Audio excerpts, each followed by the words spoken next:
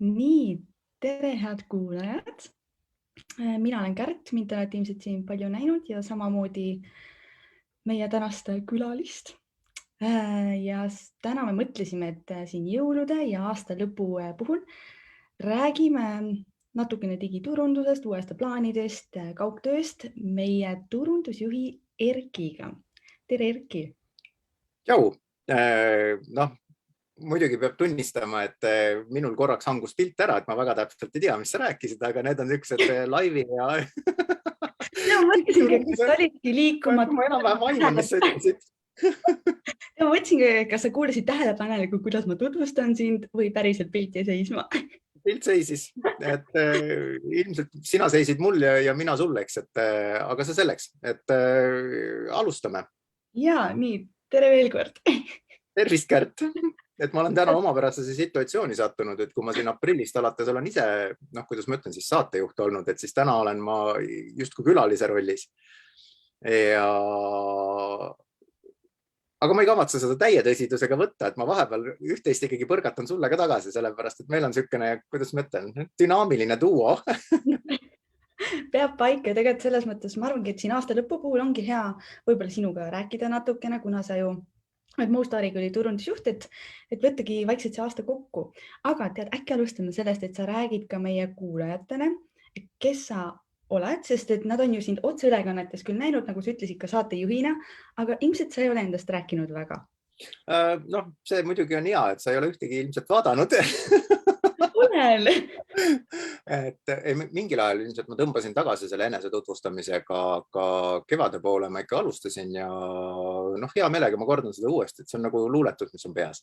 Ja tead, meil on uusi kuulajaid ka kindlasti. Kindlasti on, aga kui sa 15 korda oled sama asja rääkinud, sul ühel hetkel tundub, et sa oled nagu katkine plaat, vaata. Et jah, turundusega ma olen 15 ja natukene rohkem aastat peale tegelenud ja hästi erinevates rollides ja hästi erinevate, kuidas ma ütlen siis ka ettevõtete ja mahtude ja ka turundusrollide juures. Et olnud ka agentuuri poolel, mis olid ilmselt ühed pöörasemad aastad üldse, et seal on seda loomingulisust märkimisväärselt rohkem kui kliendi poolel või kui turundusjuhtimise poolel, et kuidas ma ütlen, et turundus on ikkagi väga palju nagu Exceli tabel ja tulemuste analüüs ja tulemuste poole püüdlemine. Siis agentuur vastupidiselt on selline, kuidas ma ütlen, tulemusele orienteeritud läbi loov lahenduse. Et kui seal väga palju Excelit sisse tuua, siis see tulemus kipub olema natuke siuke haigutama ajav, et eks me kõik nagu hindame, eks ole, reklaamis mingisuguseid erinevaid asju. Ja eesmärk võiks olla ju see, et kui vähegi eelarve välja veab, siis reklaam võiks olla meeldejääv ja kõige parem, kui inimesed ise seda levitaksid, et on nagu nii kaasahaarav või seal on mingi, kuidas ma ütlen, et sõnum on nii loomingulise nurga alt toodud, et see tundub nagu all fun and games inimestele ja vahest harva see ju õnnestub, eks ole, et midagi läheb niimoodi käima. Lisaks Eestile ma olen olnud ka Soomes, et see, ma peast ütlen, oli aasta 2005-2006 kuskil, kus mulle tundus, et hädast oleks vaja vaadata, kuidas Soomes ka elu käib ja töökultuur ja turundus ja et 2005 ja 2006 siin Eestis väga nagu pikka kogemust veel all ei olnud ja võib-olla mõne koha peal veel tehti natuke kauboikapitalismi turunduse koha pealt. Aga kogemus oli põnev selles mõttes, et soomlased on tohutult süsteemsed ja kuidas ma ütlen, et ka tohutult töökad, et Eesti kontorikultuur on totaalselt teistsugune, et seal on rohkem selline vabrikuvilekultuur, et täpselt alustatakse ja täpselt lõpetatakse, et väga palju selliseid teemaväliseid pause ei ole, et ka pausid on ära reguleeritud päevas, et see tekitas mulle muidugi alguses tohutu stressi, et mis mõttes, et kontor niimoodi nagu vabrik ja siis sa jõuad selleni, et nii nagu lastel on rutiin on kõige turvalisem asi üldse elus, eks. Et ühel päeval tekib sul tohutu rutiin ja üllatus, ka meeletu vaimne vabanemine kogu, et ongi, et kell on 4:30 ja sul on tööpäev läbi ja kõik, et sul nagu vaba aja rutiinid või selline nagu unehügieen ja see on kõik paigas, et ei ole sükast, et poen voodis ja muudkui töömõtted keerlevad peas, eks ole. Aga Eestis ma olen ka tegelenud erinevate asjade turundamisega, näiteks tarkvara. noh, igal pool on omad mingisugused nipid või väikesed kiiksud, et noh, tarkvara turundamisel ma võtsin päris julge nagu sammu, et seal käidi natukene sellist noh, võib-olla mugavus- või harjumusrada, et osteti omale trükireklaami pinnad ja noh, sealt nagu justkui pidi tulemus tulema, et seal oleks olnud muidugi hea võimalus mitte midagi tegemise eest saada palka. Aga see kuidagi ei käinud mul nagu, kuidas ma ütlen, iseloomuga kokku või ma nagu ei oska niimoodi lihtsalt istuda, et istun oma aja täis. Ja sinna ma tõin sisse üritusturunduse, ehk me käisime kolmanda poole seminaridel, Äripäeva seminarid olid tollel ajal üsna popid. Saime seal nagu hea kontakti ja lasime oma klientidel rääkida, mis võiks olla nagu usaldusväärsem kui see, kui su enda klient räägib sinust kaasahaaravalt tund aega, kui heaks tal elu on läinud peale mingisuguse majandustarkvara juurutamist. Et kus raha tuleb ja kuidas nad leidsid üles neid asju, mida nad ei teadnudki, et neil olemas on. Et siis ma olen turundanud, ma olen veel põnevaid asju teinud, ma olen näiteks Kaupmees ja Co e-poodi kunagi üles ehitanud ja juhtinud mingisuguse perioodi.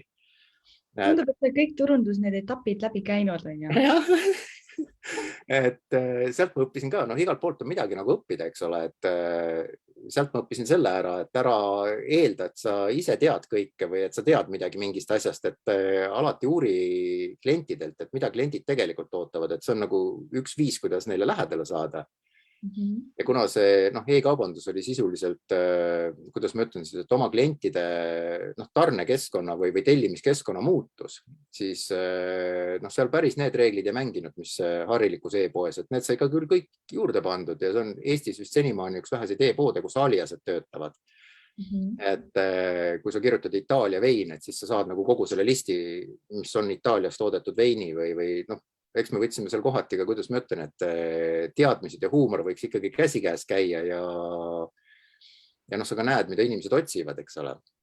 Me panime sinna kärakas ja kesvamärg ja selliseid aliasi ka, et huumoriga inimesed suudaks ka ennast nagu välja elada seal ja enamus nagu otsinguid jõudis ka tulemuseni.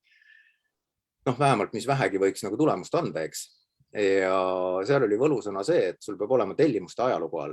Et siis sõltuvalt kliendist, et ta andis oma mingisuguse pikkuse, eks ole, et kellel oli nagu korduste arv, kellel oli nädalate arv, ja 80% kutse saanutest liitus ja ühel hetkel oli ta Kaupmehe kõige kiiremini kasvav müügikanal. Et siuke nagu natukene uhkusega. Ei, väga hea tegelikult teada kõiki neid aspekte, olgem ausad. Et siis mul on Olerexi turundanud Eestis, olnud seal turundus ja PR-juht, et kütus on ka siukene põnev ala, eks ole, et ühelt poolt voolab nagu kõigil voolikus täpselt samasugune kütus ja enam-vähem sama hinnaga ka, eks ole, et konkurents on tihe, marginaali seal praktiliselt vahel ei ole, eks ole, et koosneb baashinnast ja riigimaksudest ja siis on üks pisikene komponent, mis on nagu turunõudlus, mis reguleerib seda mõnda senti üles või alla, eks ole, mida me postide peal kõikumas näeme. Ja teiselt poolt oled sa nagu pideva rünnaku all, sest sa müüd ju CO2 sisuliselt, eks ole, et inimesed jahvatavad selle lihtsalt õhku. Et see oli ka päris põnev ja kindlustust olen turundanud Ergos näiteks. Väga seinast asju ma ütleks. Nii ja naa selles mõttes, vaata igal pool on nagu oma mingisugune spetsiifika, aga võib-olla neid mõnes mõttes nagu neid seob välja arvatud Kaupmees. Et ülejäänud asju nagu seob see, et nad ei ole nii-öelda esmatarbekaup või sa ei lähe seda nagu ostma, majandustarkvara sa ei lähe ostma sellepärast, et sul on allahindlus, et juhei, et täna saan, ma ei tea, 7% odavamalt, et nüüd lähen ostan omale mitmesaja 1000 eurose tüki, aga mis edasi saab, täpselt ei tea. Ja kütus on ka, et kütuses statistiliselt inimene tangib ühes või kahes tanklas, et see on tal kas töökoha ja kodukoha lähedal ja väga harva, kui ta kuskile mujale satub, et suvel näiteks mingisugust autoreisi tehes võib juhtuda, et sinna sisse tuleb mingi muu tankla, aga üldiselt mitte, et niimoodi on, et jah, mõnes mõttes olen ma praegu ka nagu sama koha peal, et ega sa ei osta koolitust ka sellepärast, et koolitus on tänav odav, et et teeme 10% alla, et juhei, et nüüd ma lähen küll, eks ole, pooleks aastaks kooli õppima. Et siin on natuke teised nipid. Ja ma tahtsingi tegelikult küsida, et kuidas sa üldse sattusid nüüd Most ärikooli, et sul on nii suur nagu kogemuste pagas? Ma ei suuda, vaata, ma olen küll selle ülekuulatava tooli peal, aga ma põrgatan sulle mõne asja tagasi ka. Et mina olen näiteks sinu neid laive vaadanud, on ju.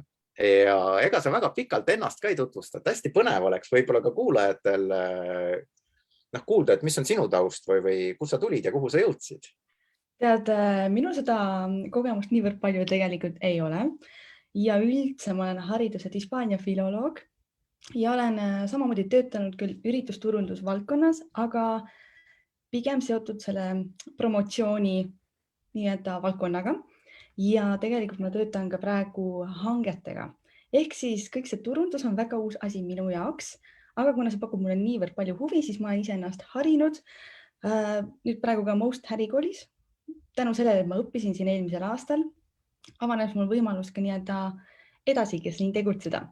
Ehk siis ma olen väga toores selles, ma väga 10 aastaid ei ole sellega seotud olnud, aga ma olen ikkagi, ma pakun 5-6 aastat niimoodi ise nokitsenud, paralleelselt ka ennast harinud, ütleme niimoodi, ja ikkagi ettevõtetes teinud turundust, aga mitte niimoodi, et see ongi nüüd minu pea eesmärk töökohal. Ma olen seda oma nii-öelda põhiülesannete kõrvalt teinud, aga jah, ma jään sinule, ütleme nii, alla. Ma oponeeriks, et turundus ise on ka hästi palju muutunud ja iga päev me õpime ju tegelikult. Turunduse osas tegelikult on ju mõned oskused, mida sa pead oskama. Ja seal ei ole vaja nagu selles mõttes mingit aastate või aastakümnete pikkust kogemust alla, et see kõik on üsnagi õpitav, et kui vähegi tahtmine on olemas ja niisugune nagu ellusuhtumine või et ei ole lahendamatuid probleeme, vaid on leidmata lahendused, eks. Et Mosti koolituste pealt tegelikult saab ju päris hea baasi alla ja sõltub, et kas sa tahad turundust juhtida või sa tahad rohkem nagu digiturunduse poole peale minna, et sealt on võimalik neid kahte suunda valida, eks, ja natukene võib-olla ka seda eelduste poolt, et kõigil ei ole võib-olla sellist juhtimistahet või ettevalmistatud vaimset soovi, eks ole, et sa tahaks nagu mingisuguseid arvutusi teha, et tahaks rohkem nagu sellist ägedat contenti luua ja seda süsteemi pidada. Et siis sotsiaalmeedia haldur on minu meelest jumala äge amet ja ega meil ei ju... Mul ongi hea meel, et ma seda osa saan teha. Ja tegelikult täpselt nagu sa ütlesidki, et kui sul on tahet, siis tegelikult kõik on ju vägagi võimalik. Ja ma ise näen ka, et ma olen ikka väga palju arenenud selle aasta ajaga ka, aga samas ma olen üles kasvanud juba selle interneti maailma keskel. Ja mul ei olegi, ma ei tea, Google Ads või Facebook, LinkedIn, kõik muud kanalid ei ole üldse võõrad. Et selles mõttes, kui ma isegi ei ole õppinud või ma ei ole töötanud 10 aastat selle, tähendab, mul ei ole seda kogemust nüüd 10 aastat, siis ikkagi ma tunnen, et ma olen pädev selles, aga nagu me ütleme ise ka, et digiturundust sa ju õpid selles mõttes iga päev, see on ju nii arenev suund ja seal on nii palju muudatusi kogu aeg. Absoluutselt ja pluss, et kui vaadata nagu töökuulutusi, mis on või personaliotsinguid, siis digiturundus on tekkinud sinna oskuse ja nõudena sisse mingisugune umbes 2-3 aastat tagasi, aga hästi kindlalt juba koos koroonakriisiga. Et ma ei väsi kordamast, et koroonarevolutsioon on minu meelest üks parimaid termineid, mis ma kuulsunud olen, et selles on nagu niisugust positiivsust sees, eks ole, et see on palju muutnud, e-kaubandus on sööstnud tohutusse kasvu, sellega seoses on digiturundus tõusnud, sest klikist klikini on nagu kõige lühem tee, eks ole. Ja loomulikult see tähendab, et on vaja oskustega inimesi, kes seda reklaamiteekonda ja ka sisu oskavad luua, sest kui sa vaatad sotsiaalmeediat, siis 100% müügipostitused ei ole nagu hea taktika, et sellega sa väsitad oma auditooriumi päris ruttu ära. Et hea oleks, kui seal oleks umbes 70% sisu ja ülejäänud võib siis olla müügile orienteeritud ja ka Most oma nii digiturundus kui sotsiaalmeedia kursusel ju käib üle kuidas ma siis ütlen, et teatud nagu nõksud, et kuidas sisu luua ja kuidas sisu planeerida niimoodi, et kes vähegi on tegelenud digiturundusega, ilmselt teab seda, et kell on juba, ma ei tea, õhtul 4 ja ikka mitte midagi ei ole üleval ja närvipinge kasvab ja sünnib hopsti järjekordne müügipostitus, eks ole. Aga kuidas seda olukorda vältida, et tegelikult on see üsna lihtne läbi mõningase süsteemsuse, et turundus ongi süsteemne tegevus, eks ole. Ja ma näen, et sa tahad öelda midagi. Tahtsin öelda jah, et täpselt nagu sa ütlesidki, et seal on vaja luua süsteemi, et tegelikult ei ole ju mitte midagi rasket seal, aga lihtsalt meie ju Mostis õpetamegi, et kuidas võib-olla enda seda tegevusplaani paika panna või süsteemsust luua või struktuuri luua.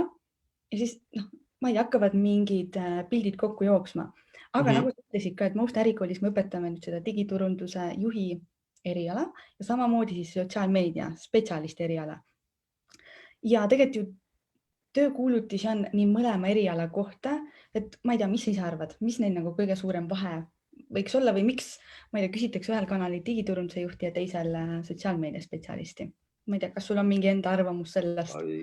See on ilmselt, vaata, kuidas ma ütlen, et ma võin spekuleerida, eks ole, aga tõenäoliselt on see ettevõtte suurusest ja ettevõtte fookusest tingitud.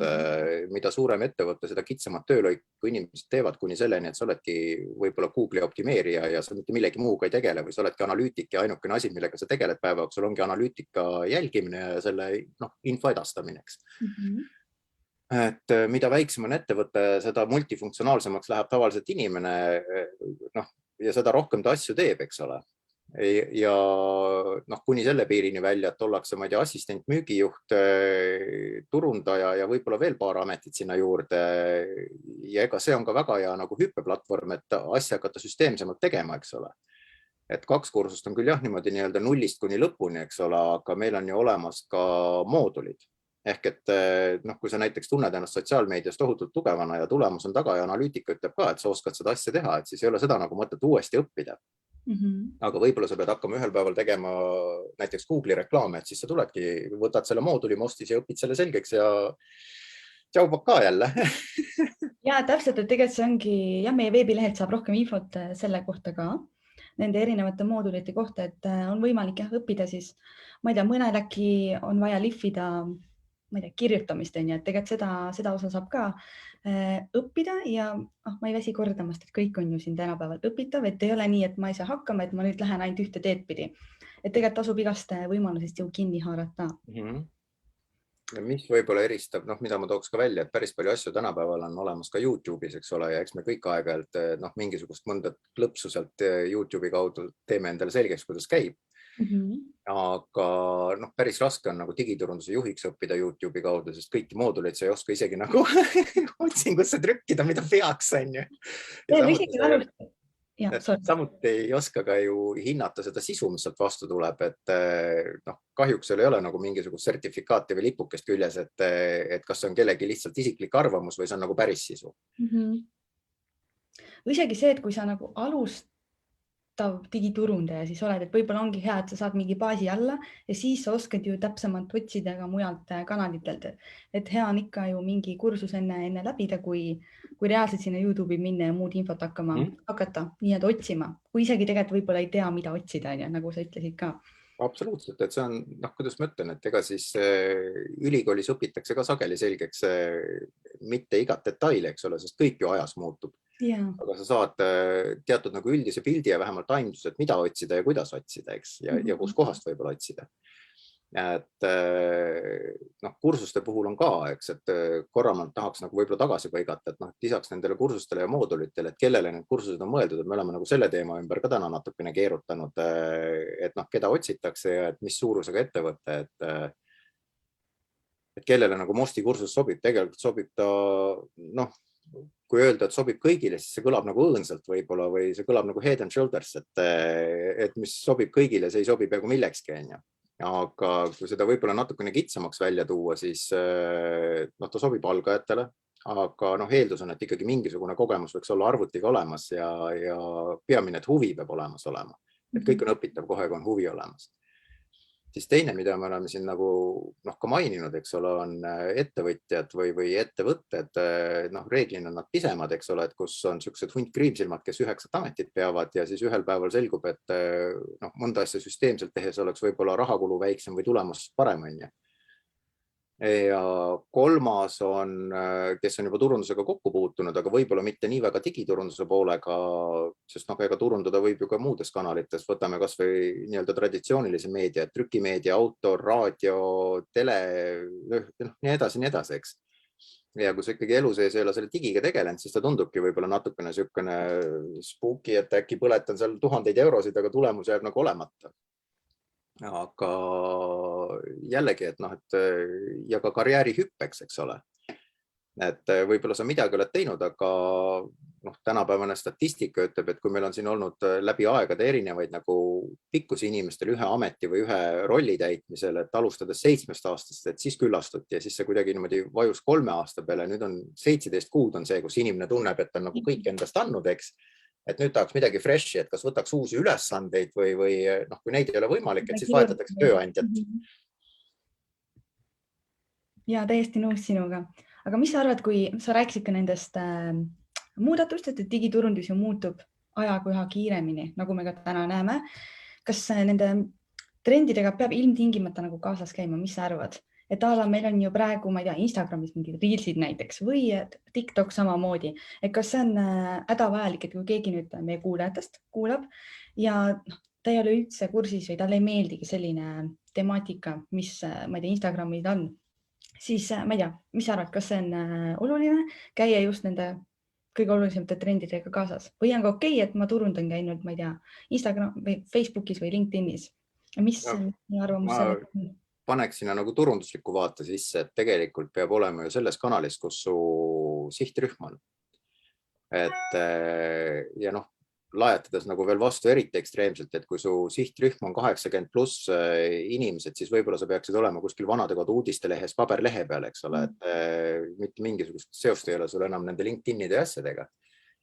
Aga tulles digimeediasse, siis tegelikult on ju erinevad sihtrühmad erinevas kohas, et eelkõige peaks vaatama, kus su sihtrühm on ja see annab sulle tulemus, et see trend nagu alati ei päästa, et lähen küll trendiga kaasa, aga ja mis siis? Et kui sul ikkagi sihtrühma seal ei ole, siis kulutad päris palju aega ja raha selle peale, et seda kanalit täita, sest igal pool skriptikene ju jälgib, mis sa teed ja sa pead olema küllaltki, kuidas ma siis ütlen, süsteemne või perioodiliselt nagu korduv, et siis saab skript aru, et sa oled väga järjekindel sisulooja. Teine hea asi on, et kui sul ka tekib sealt reaktsioone ja et su sisu on väärtuslik, eks ole, et siis tõstetakse esile ja näidatakse rohkematele.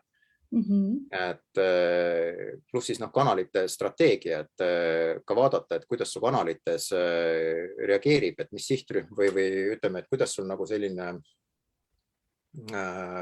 sotsiograafia seal on, et mis vanuses, mis soost, mis kanaliseks ja ka kanalite eesmärk, et kui sa mainisid siin erinevaid kanaleid, et võib-olla, et toon meelevaldse näite, mis ei pruugi kõikidele selles mõttes sobida või keegi võib öelda, et aga minul on hoopis teistmoodi, eks muidugi on, et ärid ongi teistsugused.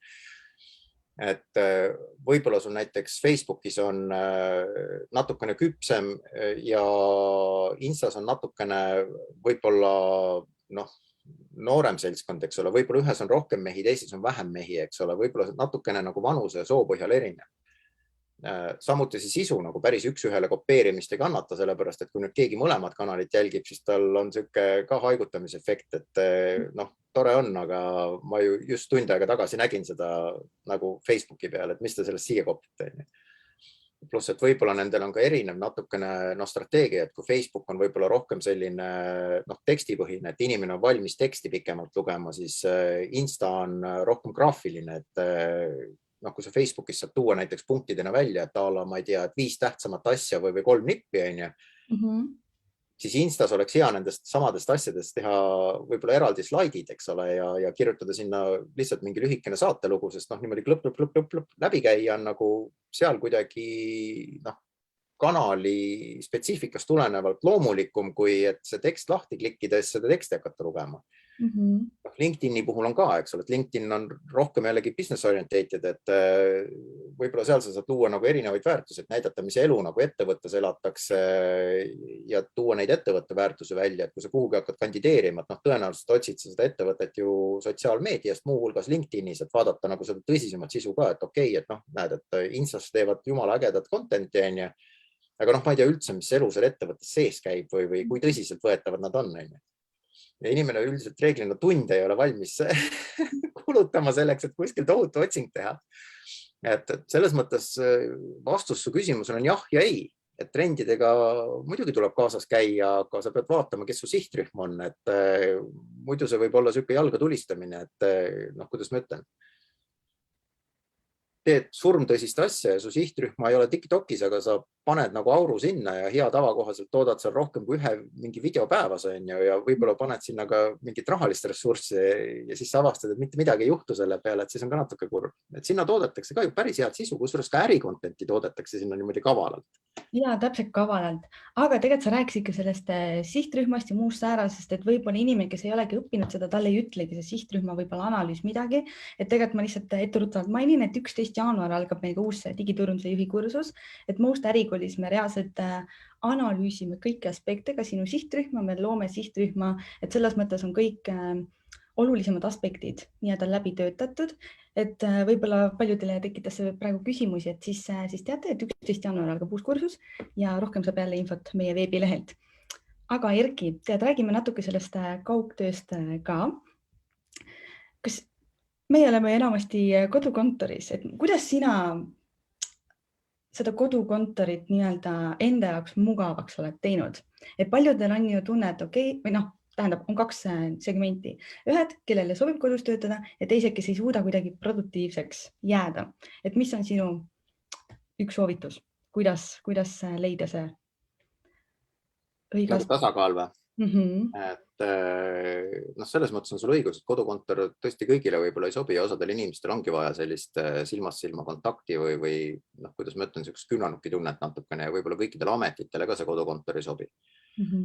Plus võib ka olla, et kodukontor sobib sulle ideaalselt, aga su kodu näiteks noh, sisaldab erinevaid müraallikaid, mida sa ei taha omale koosolekutele ja võib-olla ka töörahu huvides saada, et noh, see koosneb jälle nii paljudest komponentidest, et lihtne küsimus, sellest võib teha pika tunniajalise vestlusringi. Ja ma vaatan, et meil aeg natuke siin surub vaata peale juba. Ma vaatasin ka kella. Nii lühidalt kui saad. Aga noh, võib-olla lühidalt, eks ole, et minule näiteks kodukontor sobib. Ja noh, oma kogemusest 2020 alguses, kui koroona tuli ja kõik kupatati kodukontorisse, siis esimesed nädalad oli nagu natukene raske tõmmata seda piiri töö ja puhkeaja vahel. Et see sama laud, see sama arvuti, see sama tool, et nüüd ma nagu teen oma asju ja nüüd ma teen nagu tööasju, et kogu aeg oli nagu tunne, et natukene oled kodus või natukene oled tööl. Et seal oli veel niisuguseid, noh, ja et noh, ärkamise aeg muutus, eks ole, et ei pidanud ju tööle sõitma enam, et kohe hoopis 40 minutit hommikul ja õhtul nagu maast leitud, aga nagu ümberlülitumise aegasid ei olnud, et aju tegelikult vajab ümberlülitumise aega. Ja eks igaüks ilmselt leiab omale nagu oma selle väikese triki, kuidas töö ja puhkeaeg ära eraldada. Aga minul hakkas maru hästi nagu toimima see, et hommikul panid tööriided selga, et noh, panid triiksärgi ja panid teksad või midagi sukest nagu, ühesõnaga midagi sellist, mida sa nagu igapäevaselt kodus tegelikult ei kanna. Ja kui tööpäev oli läbi, siis vahetasid endale tagasi need koduriided, millega sa oledki harjunud kodus olema, et noh, mingisugune mõnus pehme teesärk ja noh, hoopis teine olemine on ju, kolisid diivanile ümber sealt laua tagant, eks ole, et noh, pluss, et noh, minul 2020 kuskil sügisel ma tegin väikse analüüsi ja siis ma olin, ma ei mäleta peast, kas 5 või 6 000 kilomeetrit juba kokku hoidnud kevadest alates lihtsalt tööl käimisega. Ja iga nädal oli vabanenud mul 8 tundi aega. Et noh, seda aega mitte lihtsalt maha magada, siis meil kõigil on ju tervisele kasulik natukene liikuda, eks. Ja siis ma tekitasin omale rutiini, kus ma hommikul noh, ärkasin üles, tegingi õues siuke pool tundi kuni tund aega tiiru, eks ole. Ja see kuidagi nagu äratab üles või noh, tekitab ka mingisuguse jälle siukse nagu noh, vaheetappi, et ärkamisest tööle jõudmiseni nii-öelda, et sul on see aeg seal vahel, et sul on nagu mingi kindel rutiin ja tegevus, et noh, ma jõuan jälle sinna, et ühelt poolt me kõik ju vihkame rutiine ja tahaks neid vältida, aga teatud kohtades on see rutiin noh, hästi kasulik, et noh, võtame kas või magama mineku ja ärkamise aja, et keha umbes 2 päeva võtab aega, et ta nagu hakkaks harjuma, on ju, aga tegelikult on kasulik, kui sa enam-vähem samal ajal ärkad ja magad. et seda lihtsam on sul õhtul uinuda ja seda lihtsam on hommikul ärgata ja seda paremini puhkad sa välja, eks ole, et noh, igaüks leiab jälle oma selle nagu sobiva rütmi, et mitu tundi ta und vajab ja millal ta läheb magama ja millal ärkab, eks. Aga noh, tulles tagasi korra kodukontorisse, siis samamoodi peale tööpäeva on, noh, ma olen nagu selle rutiini leidnud, et teinud siis veel ühe sihukese liikumisringi väljas ja noh, suvisel ajal, kui ilmad on kenad, et siis on ka lõuna ajal mõnus võtta niimoodi mingi 20-30 minutit ja teha üks sihuke lihtsalt ring, et lasta ajul vahepeal millegi muuga kui tööga tegeleda. Et noh. Aga kas sa tunned muide, et kas see töö kvaliteet võib-olla kannatab või sul on pigem ta annab rohkem motivatsiooni, inspiratsiooni? Noh, seal on jällegi niimoodi, et sa tegelikult nimetasid nagu mõlemad pooled ära, et ma olen see tüüp, kellele meeldib nagu mingisugused perioodid nagu tõesti nokkida asjade kallal ja vaata, kui sa töötad suures kontoris, siis tekib hästi palju neid spontaanseid vestlusi, et keegi tuleb su laua kõrvale seisma ja küsima midagi või midagi arutama. Ja ega sa ei saa ju ära ka teda ajada, öelda, et et ma teen tööd, et ole hea, et ma annan sulle märku, kui ma vaba olen. Et noh, niimoodi sa jääd päris ruttu üksinda kontoris, on ju. Ja kõik need kohvinurga kogunemised ja see, et keegi seal kõrval midagi sööma hakkab, eks ole, ja siis need lõhnad kõik tulevad sulle ja tõmbavad mõtted nagu hoopis mujale, eriti kui sul kõht juhtub tühi ka olema, siis sa oled nagu valmis peaaegu kõik pooleli jätma selle nimel, et jumala eest kaloreid hankida, on ju. Et igal pool on omad nagu plussid ja miinused, et kui me nüüd konkreetselt Mosti tuleme, siis Mostis on kodukontoris töötamine hästi levinud, et meil ei ole isegi töökohti nii palju, kui meil töötajaid on. Et kui ühel päeval peaks juhtuma see, et kõik korraga tulevad kohale, siis enamus istuvad ilmselt auditooriumis. Klassiruumis justkui oleks tegemist loenguga. Jah, täpselt. Et mida on ka juhtunud, et ja mis mõnes mõttes on isegi nagu lahe, et ja noh, kellelgi ei ole seal praktiliselt oma kappi või asja ja igaüks tulebki oma vahenditega ja toimib ja et Most on nagu jõudnud sinna, mida räägiti kuskil, noh, ma arvan 2015 ja sealt natukene ettepoole, et noh, esiteks, et tarkvara on nagu teenus, eks ole, et me kõik kasutame mingisuguseid nüüd rakendusi ja sageli on nad küll piiratud võimalustega, aga tasuta, on ju.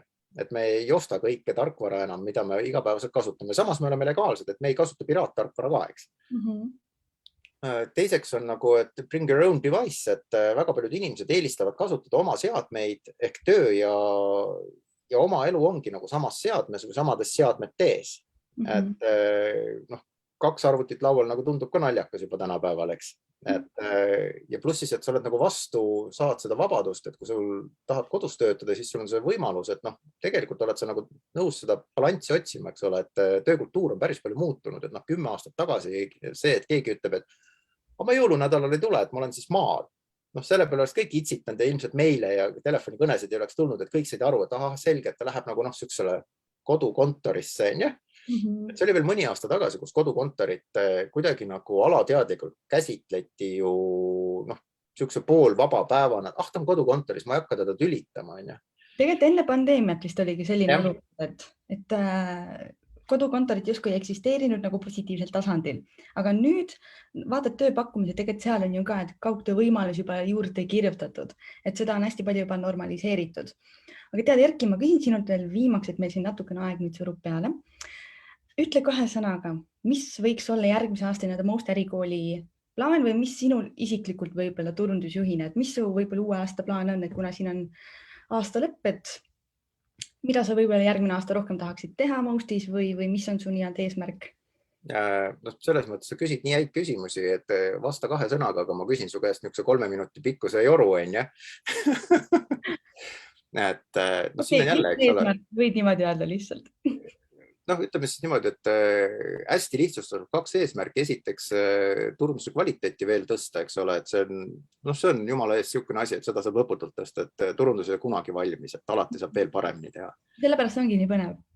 Absoluutselt, et seda hirmu ei ole, et me jääksime kuidagi nagu kohale tammu või mingi rutiin tekiks, et alati on võimalus mingi uus oskus õppida ja mingi lõik, mida võib-olla muidu traditsiooniliselt ostetakse kuskilt väljast, teha ise ära, et kõike ise ei tee, aga jällegi, ma ei tea, mulle nagu meeldib oma käekisi külge panna ja teha asju ja õppida uusi oskusi. et teine pool on muidugi, et noh, miks me seda teeme, et üks pool on kuidas, et teeme seda võimalikult hästi, eks ole, ja teine pool on, miks me seda teeme. Meil on teatud majanduslikud näitajad, mida me täitma peame ja need on vaja täita ja ma loodan ka, et on võimalik ületada neid. Et seal midagi väga nagu sellist, kuidas ma ütlen, et eesmärgid ei ole julgelt heidutavad, et nad on täiesti täidetavad ja mis on veel Mosti puhul lahe, et me mõlemad sinuga oleme sattunud perioodi, kus on tegemist kasvuga, eks. Et ja õnneks kasvuga tuleb kogu aeg nagu tööd ka juurde. Iga päev on üllatusi täis. Absoluutselt. Heas mõttes ikkagi. Et ja mis mulle meeldib nagu võib-olla, kuna sa Mosti kohta küsid, mis mulle veel nagu Mosti juures meeldib või mis mind kunagi võlus oli, et Most ei ole, kuidas ma ütlen, et nagu periood, et siia-siiani, et tule koolitusele ja siis koolitus kestab 4 või 6 kuud või võib-olla mõni moodul ka mõned nädalad ainult. Ja siis saad paberi, tšau, paka ära, et meid rohkem ära tülita, eks. Et mulle meeldib nagu tohutult see, muide see tuli väljapoolt maja see kommentaar, et Most on nagu karjääri hüppelaud. Et mis on nagu selline pehme võrgukene, mis pannakse alla, eks ole, et juba sellel hetkel, kui sa alles tuled kooli, me oleme valmis juba panustama, et sa ikkagi tuled õige koha peale ja valid õige ala. Ma pean karjäärikeskust silmas, eks. Et, ja kui sa kursusel oled, et kaldal ujuma ei õpita, et iga loeng lõpeb väikese praktilise tööga ja kui juba piisavalt teooriat on all, et siis ka suurema praktilise tööga. Et, ja need kõik asjad on päriselt praktilised ülesanded, et kui tehakse reklaami, tehakse seda päris asjadele ja mõõdetakse päris tulemust, et see ei ole selline teoreetiline sahmimine. Ehk et kellel ei ole oma ettevõtet või sõbraettevõtet või tööandjad, kes ta on nagu olnud juurpõhjus õppima tulemiseks, siis me hoolitseme, et ikkagi oleks neil ka koht, kus olla ehk praktikabaas. See on hästi tüüpiline, et juba õpingu käigus see praktikant sõlmib töölepingu ja lähebki sinna tööle. Ma just tahtsin öelda, et tegelikult isegi kui nüüd lõpetad selle kursuse ära, meie kuulajatele on ka siis infoks, et kui lõpetad kursuse ära, tegelikult on ju meil eraldi ka veel need vestlused karjäärinõustajaga ja on võimalik ka üks-ühele suhelda ja vaadata, et mis sulle sobilik on ja ta isegi võib aidata töö leidmisel lisaks siis näiteks sellele praktika kohale, et kui tahadki erinevalt, ma ei tea, projekte teha või palgatööle minna või enda äriga alustada kas või. Et see on väga palju erinevaid võimalusi on ja tead, Erki, äkki siinkohal tõmbame selle otsa kokku, sest tegelikult me ju võikski rääkima jääda. No ma natukene aimasin, et me võiks vabalt sinuga 3 tundi lobiseda, aga me tapame inimeste tähelepanu ära sellega, et me võime teha mingisuguse osa 2 kunagi. Ei, peabki tulema, sest et ma arvan, uue aasta alguses me kindlasti näeme jälle siin teineteist. Äkki me vahetame siis rollid ära, et mina küsin ja sina vastad. See on nagu plaan. Aga Erki, suur aitäh sulle, et sa leidsid selle aja täna kodukontorist, sealt Haanimaalt. Väga naudin praegu seda olukorda jällegi kodukontorit, eks ole, et kuuldavasti Põhja-Eestis on olnud suhteliselt pilvine ja lumerohke, et ma võin kiita, et Lõuna-Eestis on olnud nädal aega päikest, et küll lund on ka natukene sadanud, aga külm on olnud, et 13-14 kraadi on pidevalt külma väljas olnud. No eks näha ja siis ma ju liigun ka täna sinna Lõuna-Eesti kanti, et vaatame, mis seal järgmine nädal ma kavatsen kontoris olla jälle. Siis näeme, aga ühesõnaga, Erki, aitäh sulle veel kord. Aitäh ka kõikidele vaatajatele ja kuulajatele, et jumala eest, et ärge hoidke tagasi, vaadake kodulehelt kursusi, vaadake nende sisu ja õppige uusi asju, et minu meelest on see nii fantastiline võimalus oma elu käimas hoida ja oma vaimu värske hoida ja mis seal salata, ega mõjub päris hästi. Ja veel saab lisaks ägedaid tutvusi, olgem ausad. Absoluutselt, super. Ja täpselt nii, et meie veebileht on most.ee ja kui tegelikult kellelgi mingeid täpsemaid küsimusi on, võib meile ka Facebooki kirjutada või Instagrami või meili saata most@most.ee ja mina soovin kõigile omalt poolt, ma arvan, Erki soovib ka kauneid ja rahulikke jõule ja mõnusat aastavahetust ka. Ja, et super, suur tänu ja. Ja, aga Erki, sinuga siis näeme varsti ja me kuulajatega ka kindlasti järgmisel aastal. Olgu, tšau!